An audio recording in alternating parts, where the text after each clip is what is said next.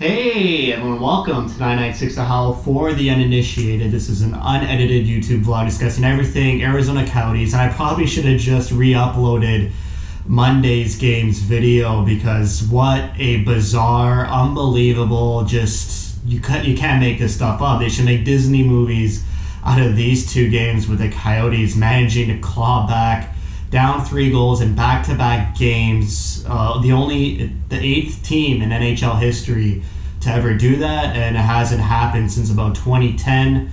I believe it was the Buffalo Sabres to do that last time in the NHL. So it seems like the Coyotes really didn't rectify anything from Monday night. They didn't learn anything. They came out strong. It was a good period, good first period. Both teams were trading chances. The Coyotes were having some good looks against Coyote killer Ryan Miller, who was looking like John Gibson of old. So they were getting their chances. Both teams were good offensive pressure by the Coyotes, and then the Ducks get their goal with 10 seconds left in the period. You never like those goals because they're backbreakers, and they just kill the whole momentum that you were generating the whole period. Kemper didn't really know where the puck was. The Ducks player just put it in the net, and then the second period happens, and the Coyotes don't even show up for the second period. I don't think there was even 20 plus seconds of offensive zone time. They were getting absolutely no looks on Ryan Miller. They went 12 straight minutes with no shots. The Ducks potted in 2 more goals, and I felt like that was it. There was no chance the team would come back.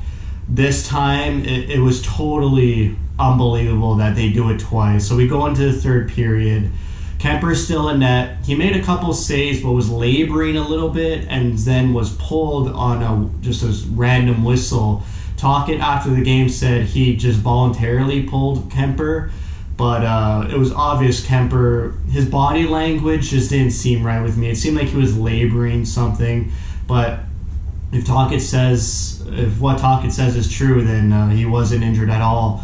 I just want to change things up. And then comes Adin Mountain, who hasn't played in 1 year, just riding the pine for like the past year and making some good saves, keeping the team in it. Nothing spectacular in regulation. And then Tyler Pitlick tips in an OEL shot, and it's 3-1. And this whole time, I kind of wanted just to shut the game off and get some sleep, but a very little part of me was like, they just need that one goal.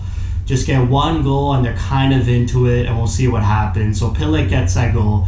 It's 3-1, and then immediately after, Chychrun takes a slap shot and it bounces off a Ducks player into the net. It's 3-2 in under 2 minutes, in the span of 2 minutes.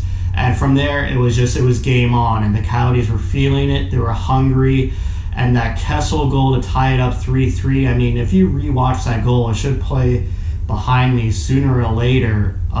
It's such a weird, it seemed like a set play. Ekman Larsson has a puck at the point. Before he even shoots the puck, Kessel is still on the blue line next to him. And then the moment OEL shoots the puck, which goes wide, Kessel for some reason just skates right to the front of the net.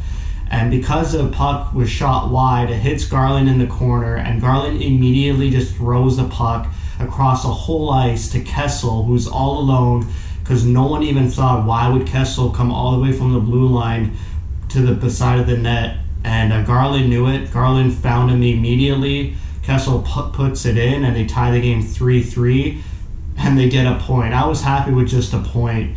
In this season, all you need to do is get points to increase your point percentage in case the season ends early. So they got the point. I was happy with that. I wasn't really trusting Hill to win the game in overtime or shootout, but he makes a tremendous save in overtime on a 2-on-1. A ridiculous save. Looking like Auntie Ranta there. It put a huge smile on my face. He really kept them in the overtime, and then in the shootout, Dvorak and Garland with spectacular moves to win the game and to just get away from the Ducks for the time being. I mean, 2 incredible, unforgettable games. You would never forget these 2 games. This wasn't even in the Coyotes' DNA for years, not even in the Tippett years or the Tocchet years. Just somehow in these 2 games, they've added it to their identity that they could claw back in games and score at will.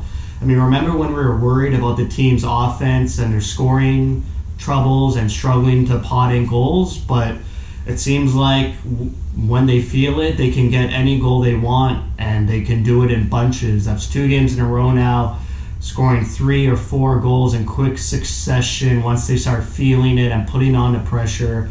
It's not going to come easy against other teams. Obviously, the Ducks are at the bottom of the division, and they're going through some tough times.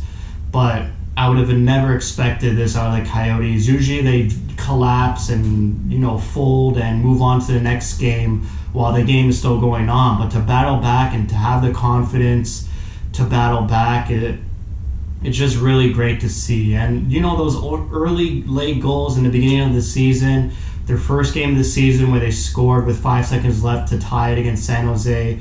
And then during the Blues series where they tied it with under 5 seconds left, Keller did a push to overtime. Doing that so often, I know it was only twice, but you kind of get it into your DNA that you can never count yourselves out. You have the confidence to tie games late or just to put on the pressure late into games when you need it. And now they have that confidence. They can carry it with them through matching up with other teams. Let's say it's against the Avalanche and they're down a goal late in the third or down 2 goals. They won't feel sorry for themselves. They'll actually be like, hey, we could actually tie this. We've done this numerous times. Let's just do what we do and let's get at it. Tremendous performances by Schmaltz, Kessel, Hill had a great game. And Jacob Chychrun was the star for me in this game. He looked like a man possessed. He was trying so hard. He was carrying the puck. He was driving plays all the time. Every offensive play, Chychrun was involved. He was driving the net, getting chances, working behind the net, just trying his hardest to get the boys going. And when he got that goal, it was just elation from his face. And you can really tell he was really passionate this game. I'm sure he was trying to rile the boys up on the benches. And thankfully, it worked out. Obviously, this isn't a recipe for success. They got to put together a mature 60-minute game of hockey, especially against good teams like the Avalanche. They're heading into Game 20. We're almost halfway through the season. It's time to face their boogeyman. Back-to-back against the Avs Friday and Saturday. Like I said, it's their 20th game, so the whiteboard will be making an appearance next video to see where they're at compared to the first 10 games. And without going into it, I think all the stats have been increased in a good way, in a positive way. So they're 6-2-2 in their last 10 games, which is remarkable. It's one of the best in the division. So they're on a streak, even though it's kind of a bit uncomfortable. Those 2 LA losses, these 2 unbelievable comeback wins against the Ducks. They're winning a lot of games. They're getting points in a lot of games. They got to just get it going. The Avalanche are on a 2-game losing streak, so I don't expect them to lose Friday. So the Coyotes better push that into overtime and at least get a point. In terms of other division teams, the Blues are on a 3-game losing streak and are getting injury problems galore. The Kings are on a 6-game winning streak out of nowhere. And the Wild are on a 3-game winning streak. They just beat the Avalanche last night 6-2.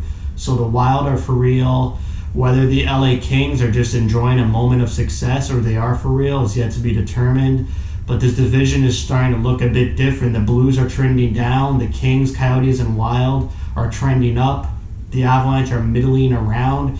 They haven't really gotten their mojo yet.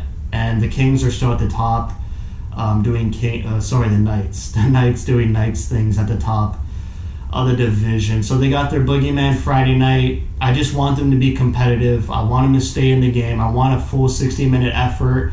I don't want to collapse. I don't want them to get run over by the Avalanche. Just play a competitive game.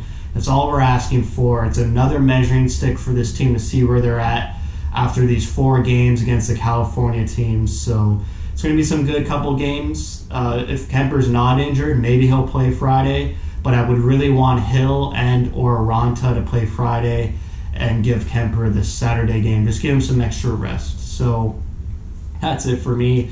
Thank you for watching. A couple unbelievable games that will probably never happen again as we stay Coyotes fans. So thank you for watching, and thank you for your support.